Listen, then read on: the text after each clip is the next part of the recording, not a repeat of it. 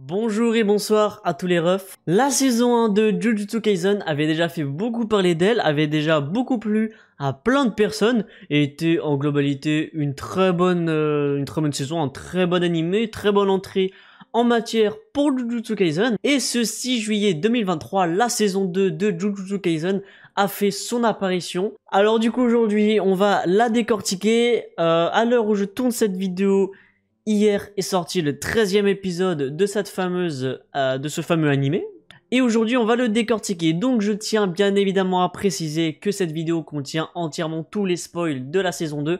Donc tous ceux qui n'ont pas commencé à regarder la saison 2 jusqu'à l'épisode 13, je vous invite tout simplement à quitter cette vidéo, foncer regarder les épisodes et revenir par la suite décortiquer cet animé avec moi et à en débattre dans les commentaires. Pour les petits malins qui auraient un VPN situé du coup au Japon et qui auraient accès à l'animé en full et en japonais, s'il vous plaît, je vous demanderai de ne pas spoil quoi que ce soit dans les commentaires parce qu'aujourd'hui on va un petit peu spéculer. Je tenais juste 10 petites secondes, 20 petites secondes à vous remercier pour les résultats de la dernière vidéo. On est à peu près 80 vues et 5 likes. Je tenais à vous remercier, c'était un petit test pour moi cet épisode de format court. Aujourd'hui j'ai amélioré la qualité de mes vidéos et je continuerai de l'améliorer au fur et à mesure des jours. C'était pour moi un petit test et j'ai vu que ça fonctionnait, donc aujourd'hui je m'investis un peu plus dans YouTube et je tenais vraiment à vous en remercier.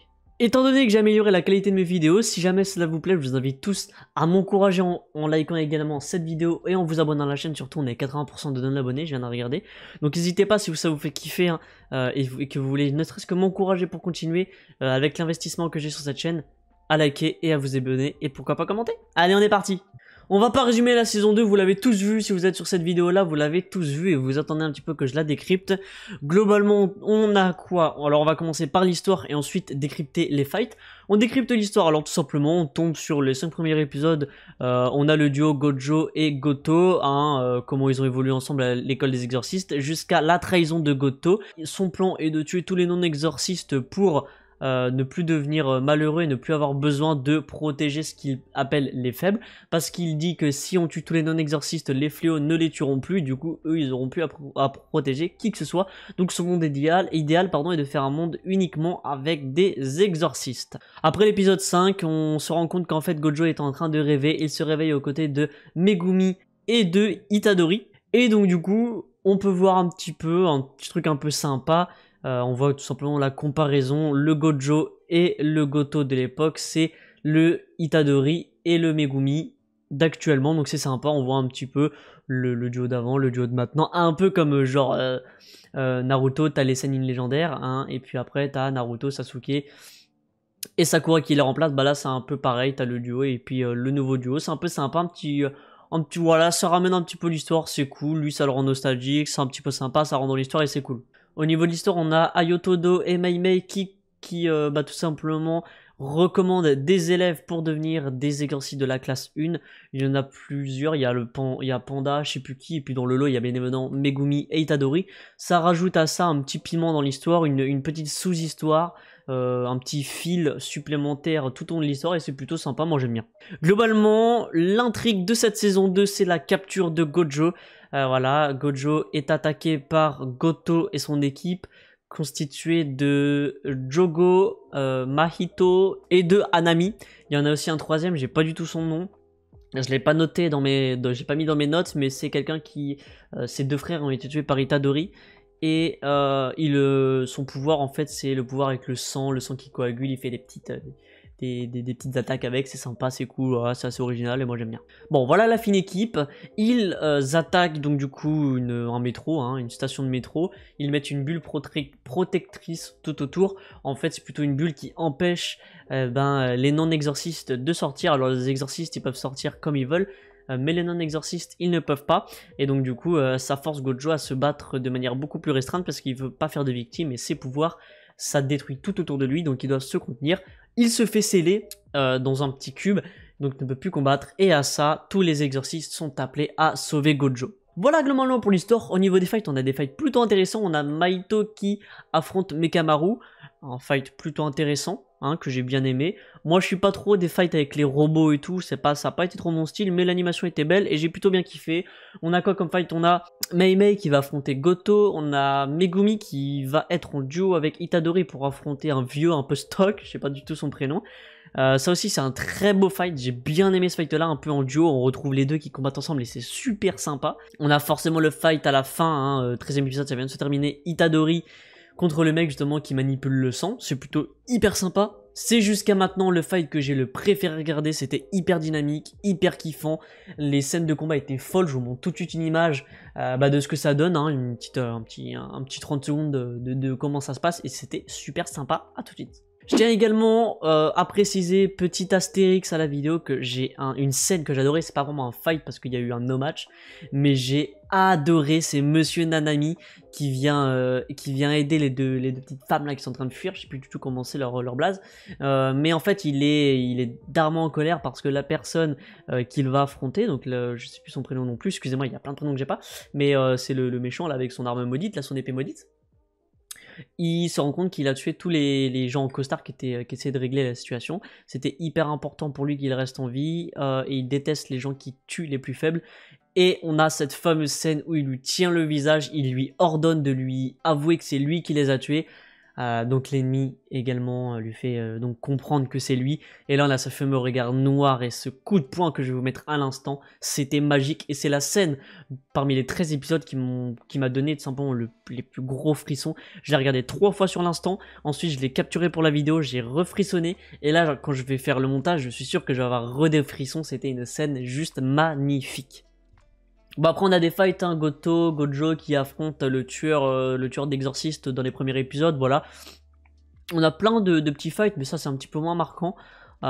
Qu'est-ce que j'en pense de l'histoire? Je pense que l'histoire est très très bien construite. Comme dit, le petit fil, d'histoire aussi avec la recommandation, ça m'a fait un peu penser à l'évaluation des genin pour être en Junin.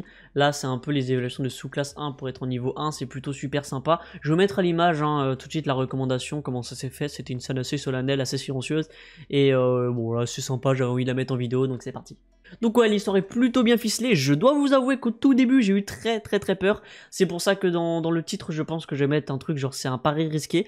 Parce que c'est quand même sur 5 épisodes où on parle que de Gojo et de Goto. C'était super risqué de parler que de eux deux pendant 4 à 5 épisodes.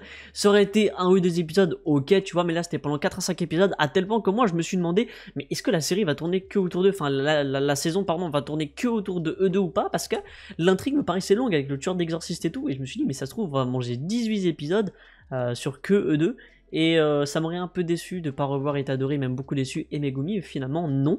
Donc je trouve que c'était un pari très risqué, mais si tu t'accroches à la saison et que t'as aimé la saison 1, forcément tu t'y accroches, et c'est que du bon. L'histoire est hyper bien ficelée, on a plusieurs sous-histoires, on apprend à découvrir plusieurs classes 1, Monsieur Nanami, on apprend à découvrir aussi Mei Mei, sachant qu'on est à l'épisode 13 et qu'il y a 18 épisodes dans cette saison, donc franchement j'ai hâte de découvrir les prochains. Au niveau des fights, j'ai adoré, les fights sont hyper dynamiques, sont hyper bien faits. Moi le fight que j'ai le préféré, je vous le dis, c'est Itadori contre Claude Bourg avec son sang là, ça a été énorme. Petit bémol, néanmoins pour ce fight, je trouve que Mekamaru est trop présent, Mekamaru est là pour donner les instructions, mais en fait sans lui, Itadori est mort au bout de 2 minutes. Ce que je trouve un petit peu dommage, je pense qu'il aurait mérité de trouver la solution pour battre son adversaire tout seul, et il l'a pas trouvé. Et malgré tout, parce que là c'est un gros spoil pour ceux qui n'ont pas vu l'épisode 13 coupé ici, mais il perd son combat. Il perd son combat. Il est sauvé par Sukuna, ce qui me laisse à penser au niveau des spéculations. Donc là on va partir sur les spéculations, le dernier point de la vidéo. Ce qui me laisse à penser, est-ce que Sukuna ne deviendrait pas pote avec Itadori à la fin? Pourquoi pas? Pour ceux qui ont lu le manga ou quoi que ce soit, qui ont lu les scans, ne me spoilez pas. Mais on en vient à se demander, est-ce qu'il ferait pas Ame-Ame un peu à la manière de Kurama et Naruto? Parce que là on se doute bien qu'il l'a sauvé. Pourquoi? Selon moi il l'a sauvé parce que si Itadori meurt, eh ben, les parties de Sukuna qu'a engendré Itadori en lui meurent aussi. Donc Sukuna perdrait des parties de son âme et c'est ce qu'il n'a pas envie. Donc on peut se poser la question et se douter que c'est grâce à ça qu'il a voulu sauver Itadori. Maintenant, est-ce que à force de vouloir lui sauver les miches et de faire équipe forcée avec lui, il n'y aurait pas des liens qui se créeraient entre eux deux et qui du coup feraient qu'ils s'entendraient bien et que un peu à la manière comme dit de Kurama avec Naruto, Itadori n'utiliserait pas les pouvoirs de Sukuna pour lui et ce serait d'un accord commun et que ça irait aux deux, on sait pas. Le but, enfin la question se pose, mais le but final de Sukuna ce serait de détruire tout le monde, de se réincarner et de détruire tout le monde. Alors moi, ma première spéculation, ce serait peut-être qu'il deviendrait ami-ami et que ça se finirait comme ça. Ma deuxième spéculation, ce serait qu'un jour, Sukuna arrive à sortir du corps de Itadori quand il aura engendré tous les doigts en lui, en fait, qu'il les aura tous avalés, et qu'il y aura un fight final Sukuna contre Itadori une fois qu'il aura pris l'expérience. Ça, c'est ma deuxième hypothèse, ma deuxième spéculation. Ce serait potentiellement le cas aussi. Donc voilà, c'est deux idées que j'ai à propos de Itadori et Sukuna. La deuxième spéculation que j'aurais à propos de Jujutsu Kaisen, ce serait la rivalité et le retournement de veste entre Megumi et Itadori.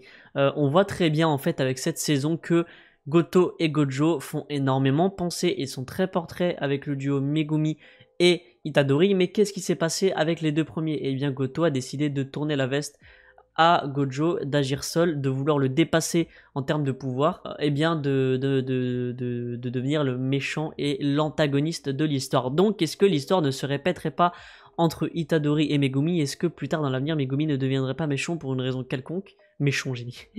Méchant pour une raison quelconque, tournerait le dos à Itadori et du coup ça laisserait place à un fight final entre lui et Megumi à full power, et ce serait aussi hyper intéressant. Ce serait peut-être une spéculation à surveiller et je pose ça là. Je tenais à préciser, il y a une autre intrigue dans l'histoire que j'adore aussi énormément. On apprend plus tard que Goto n'est pas vraiment lui-même en fait, c'est le corps de Goto mais l'âme ce n'est pas celle de Goto. Quand il a trahi Gojo, il lui a dit qu'il voulait absolument devenir meilleur que lui, quel qu'en soit le prix. Alors est-ce que le prix ce serait de vendre son âme, hein, du moins de prêter son corps à quelqu'un qui aurait pris possession et qui serait plus fort que Goto lui-même, et donc du coup qui le permettrait de battre Gojo?